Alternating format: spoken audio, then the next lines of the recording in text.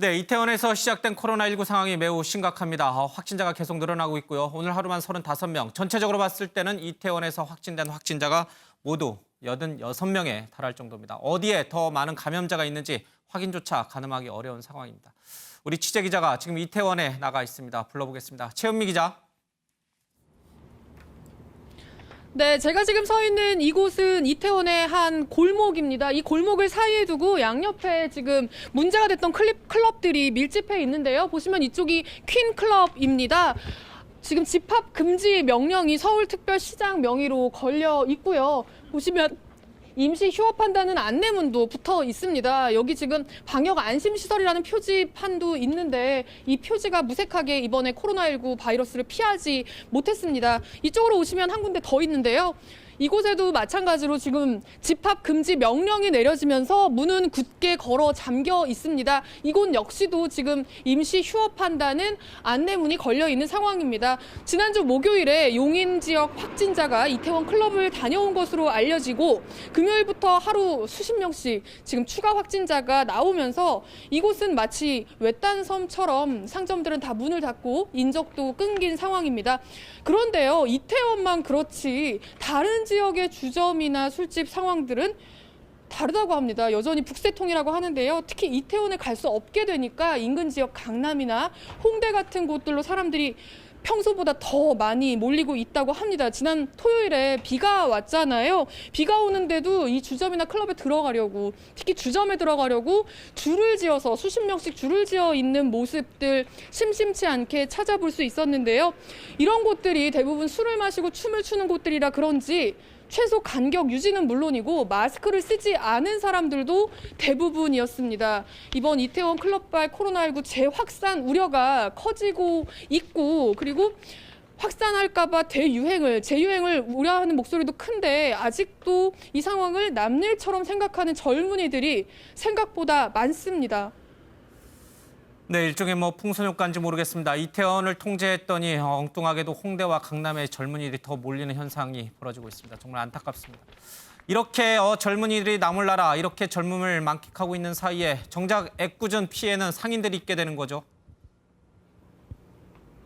네, 그렇습니다.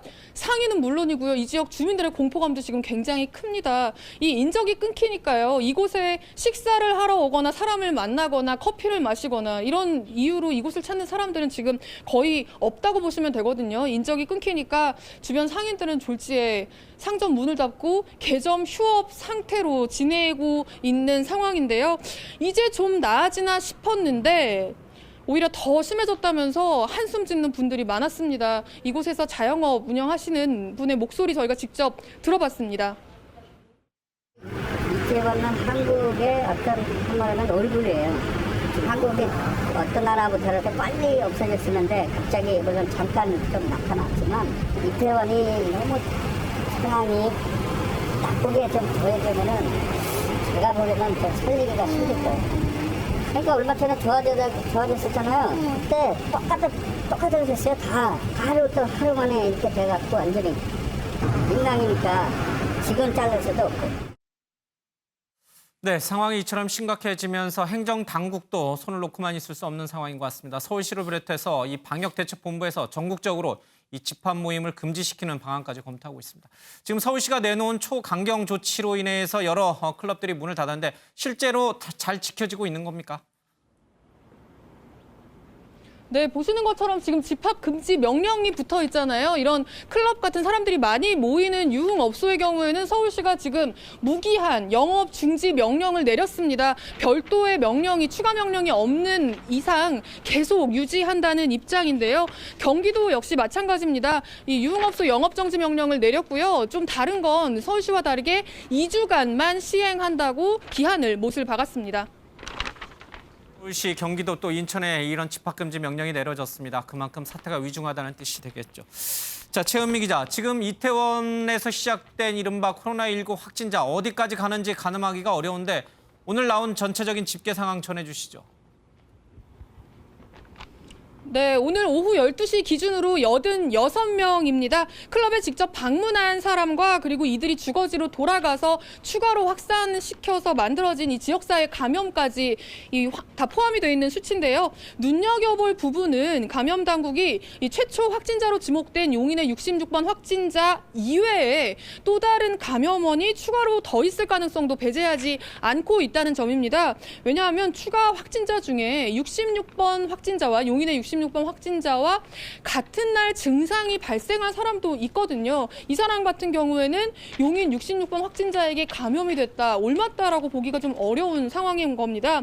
만약에 이럴 경우에는 이 용인 66번 확진자를 중심으로 하는 이 방역당국의 역학조사와 그리고 그 사람의 동선을 중심으로 하는 이 접촉자 파악이 의미가 없을 수 있기 때문에 그 일정 시간 동안 클럽을 방문했던 이 이태원 클럽을 방문했던 모든 사람들의 자발적인 검사 참여가 필수적인 상황입니다. 용인 66번 확진자 외에 또 다른 감염원이 있을 수 있다. 그야말로 조용한 전파가 우리도 모르는 사이에 이태원 일대를 휩쓸고 다녔다. 이렇게 또 해석이 되는군요. 심각합니다. 자, 이 외신들도 우리 코로나19 방역이 세계 최고라고 극찬을 했는데 이태원발 확진자가 나오면서 분위기가 조금 달라진 것 같습니다. 그곳 이태원에도 외신들의 취재가 이어지고 있습니까?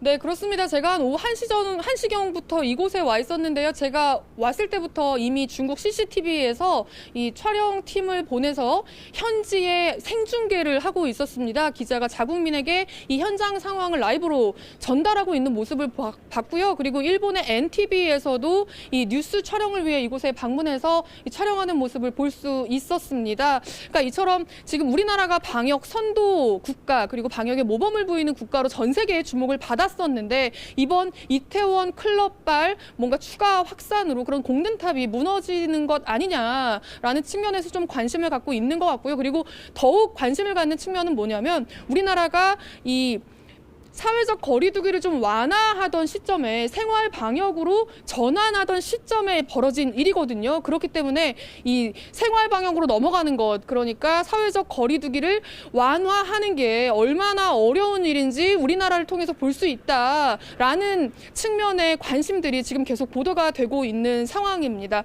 지금까지 이태원에서 전해드렸습니다.